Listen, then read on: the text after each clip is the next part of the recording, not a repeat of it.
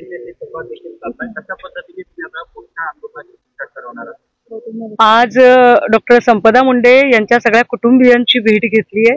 एकूण घटनाक्रम व्यवस्थित, जे प्रथमदर्शनी त्यांच्या सोबत होते, असे प्रथमदर्शनी त्यांच्या जवळचे, त्यांच्या लगत, त्यांच्या रक्तसंबंधातले असलेले नातेवाईक डॉक्टर प्रमोद मुंडे, त्यांचे काका आणि त्यांच्या बहिणी, या सगळ्यांशी बोलून ती माहिती नीट समजून घेण्याचा प्रयत्न केलाय.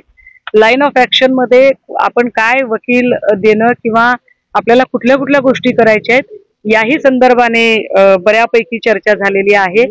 तपासाच्या निमित्ताने आणि शवविच्छेदन अहवालामध्ये कोणत्या गोष्टींची उणीव होती यावर डॉक्टर प्रमोद मुंडेने काही प्रश्न उपस्थित केलेले आहेत. जसं की जर नातेवाईकांच्या मध्येच एक व्यक्ती खूप जास्त त्याला वैद्यकीय ज्ञान आहे, तो MBBS डॉक्टर आहे आणि तो म्हणतोय की मी शवविच्छेदन अहवालाला हजर राहू इच्छितो, तर त्याला हजर राहू द्यायला पाहिजे होतं. मात्र फलटण पोलिसांनी आणि फलटण डॉक्टरांनी, स्टाफने अजिबात डॉक्टर प्रमोद मुंडे हा तिचा भाऊ असतानाही त्याला शवविच्छेदन करताना थांबू दिलं नाही. दुसरी मागणी त्यांची होती की ठीक आहे, मला थांबू देत नाही आहात, पण किमान हे शवविच्छेदन इन कॅमेरा झालं पाहिजे. पण ते इन कॅमेरा सुद्धा केलं गेलं नाही. मी 2 दिवसापूर्वीच्या पत्रकार परिषदेमध्ये ऊसतोड कामगारांवर ज्या केसेस केलेल्या आहेत त्याच्या FIR आणि त्याचे टायमिंग सांगितले होते. जसे की 3:13 FIR, 3:15 FIR, 3:17 FIR, याचा अर्थ 2-2 मिनिटाला एक FIR झालेली मी आपल्याला दाखवली.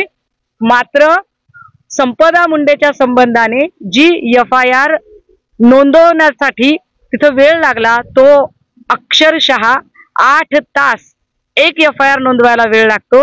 म्हणजे जाणीवपूर्वक, जेणेकरून त्यांना पुरावे नष्ट करायला पुरासा वेळ मिळेल अशा पद्धतीने अतिशय संशयास्पद रीतीने ह्या सगळ्या गोष्टी केल्या गेल्या, जे अत्यंत वाईट आहे.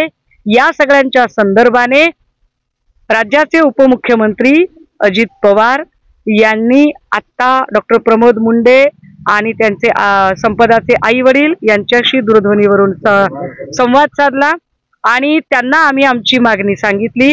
आम्ही उपमुख्यमंत्र्यांना सांगितलेलं आहे की आम्हाला उच्च न्यायालयाची उच्चस्तरीय चौकशी समिती हवी आहे आणि त्यावर त्यांनी सहमती दर्शवत होय मी आपल्या मताशी सहमत आहे आणि त्यासाठी मी सुद्धा प्रयत्न करेन म्हटलं.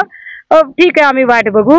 डॉक्टर प्रमोद मुंडे याने महिला आयोगाच्या संबंधाने एक तक्रार उपमुख्यमंत्री अजित पवार यांच्याकडे थेटपणे केलेली आहे की कशा पद्धतीने महिला आयोगाने आमच्या बहिणीच्या चारित्र्यावर शिंतोडे उडवण्याचा प्रयत्न केला आणि महिला आयोगावर तात्काळ राष्ट्रवादी काँग्रेस पक्षाने कारवाई करायला हवी.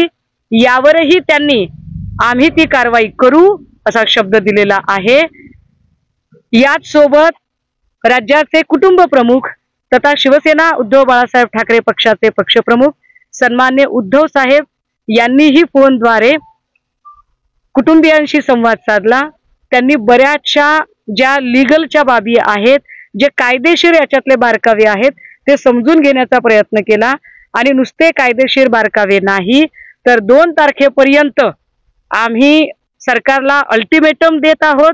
जर 2 तारखेपर्यंत जर सरकारने हा अल्टिमेटम आमच्या मागण्या पूर्ण केल्या नाही तर 3 तारखेला आम्ही सगळे फलटणला पोलीस स्टेशन समोर बसू आणि त्या संदर्भात त्यांनी या जिल्ह्यातल्या जिल्हा प्रमुखांना महत्त्वाच्या सूचना दिल्या आणि संपूर्ण कुटुंबाच्या सोबत ताकदीने उभं राहण्याच्या संदर्भात सांगितलं.